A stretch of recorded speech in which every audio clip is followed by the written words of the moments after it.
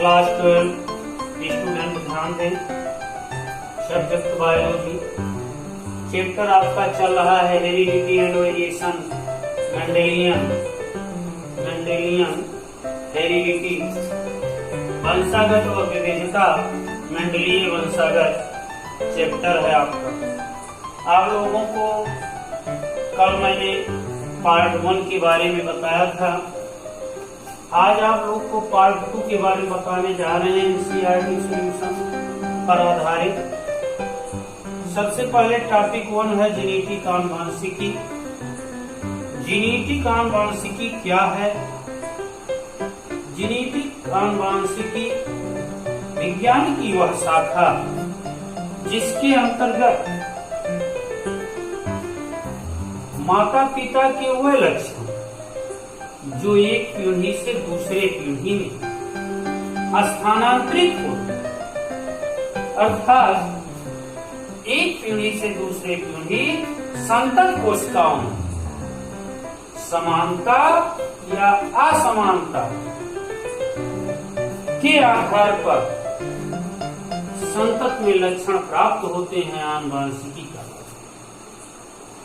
अर्थात माता पिता के वह लक्षण जो एक पीढ़ी से दूसरे पीढ़ी में स्थानांतरित होते हैं, संतत में समानता या असमानता के अध्ययन को जेनेटिक कहते हैं, आनुवंशिकी का। टॉपिक 2 है मेंडल के प्रयोग की सफलता के मुख्य कारण। अब हम देखेंगे मेंडल ने जो अपना प्रयोग किया उसमें सफल हुए, उसके मुख्य रीजन क्या थे। मेंडल ने, ये आप जानते हैं कि मेंडल ने एक समय में केवल एक ही लक्षण की वंशागत का अध्ययन किया। एक समय में केवल एक ही लक्षण के वंशागत का क्या किया? अध्ययन किया। Point number 1।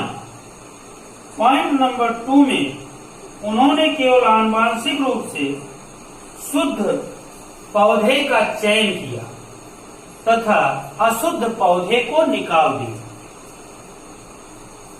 शुद्ध पौधे का चयन किया और अशुद्ध पौधे को हटा दिया, निकाल दिया। तीसरा पॉइंट है मेंडल ने अपने प्रयोग का F2 और F3 व आगे पीढ़ियों तक अध्ययन किया था। अपने प्रयोग में F2 F3 पीढ़ियों तक उन्होंने क्या किया? स्टडी किया, अध्ययन किया।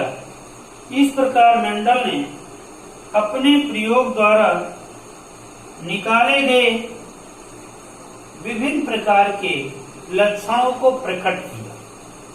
ये आपके मेंडल के प्रयोग की सफलता के मुख्य रीजन थे। आगे है टॉपिक आनुवंशिकी शब्दावली, जिसे जेनेटिकल टर्मिनोलॉजी कहते हैं। जेनेटिकल का अर्थ है जीन से, जेनेटिकल का अर्थ है जीन से, अर्थात जीन वे पदार्थ हैं जो एक पीढ़ी से दूसरे पीढ़ी में स्थानांतरित करते हैं, अर्थात लक्षण के रूप में पाए जाते हैं, जिसे हेरिडिटी लक्षण कहते हैं, उसे हम जीन कहते हैं। तो जीन एक आनुवंशिक पदार्थ होता है। दूसरा आपका है जीनोम। जीनोम आनुवंशिक इकाई के रूप में जनकों से संतत में पहुंचने वाले गुणसूत्र के सेट में जीनोम कहलाते हैं। तीसरा है हाइब्रिड, जिसे हम संकरण कहते हैं। संकरण का अर्थ है कि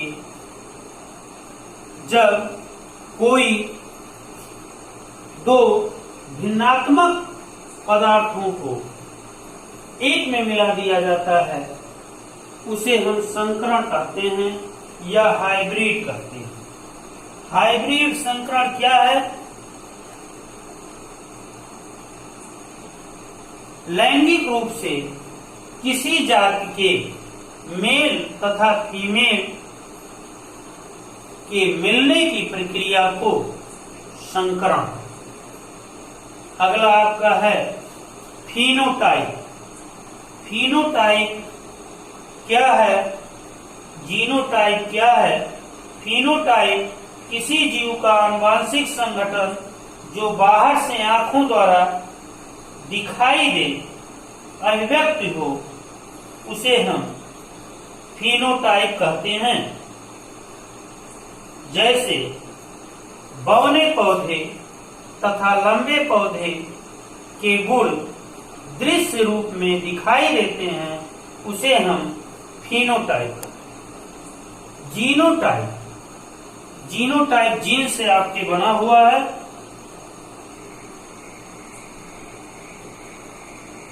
जैसे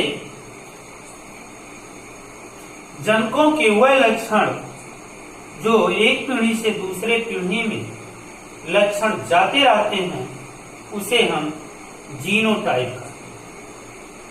अब आगे है allele or allelomorph. Allele or allelomorph प्रत्येक आनुवांशिक लक्षण के परस्पर विरोधी लक्षणों अथवा तुलनात्मक रूप से जीन्स के कारकों को एलील या एलिलो मार्क कहते हैं। एलील या एलिलो मार्क कहते हैं। होमोजाइगस समयुग्मी। समयुग्मी क्या है? विषमयुग्मी क्या है? अर्थात वह लक्षण जो प्रथम पीढ़ी में स्पष्ट रूप से समान होते हैं, दिखाई देते हैं, उसे समयुग्मी कहते हैं, और जो भिन्नात्मक होते हैं उसे विषमयुग्मी कहते हैं। जैसे कैपिटल टी ये क्या है? समयुग्मी। ये आपका विषमयुग्मी।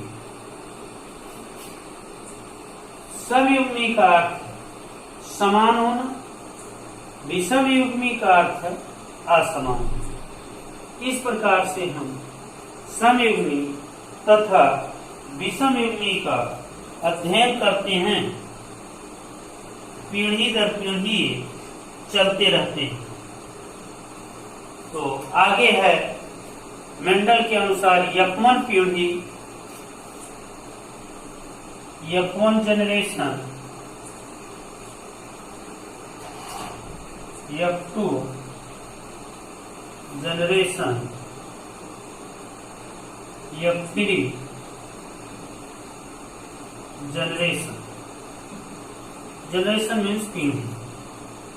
प्रथम पीढ़ी में द्वितीय पीढ़ी होती है और तृतीय पीढ़ी। तो आप समझ गए होंगे कि ये जो कैपिटल टी है ये क्या है? समयुग्मी। और ये कैपिटल टी स्मॉल टी ये विषमयुग्मी। तो आज का आपका टॉपिक यहीं पर एंड किया जाता है। पार्ट 2। Thank you.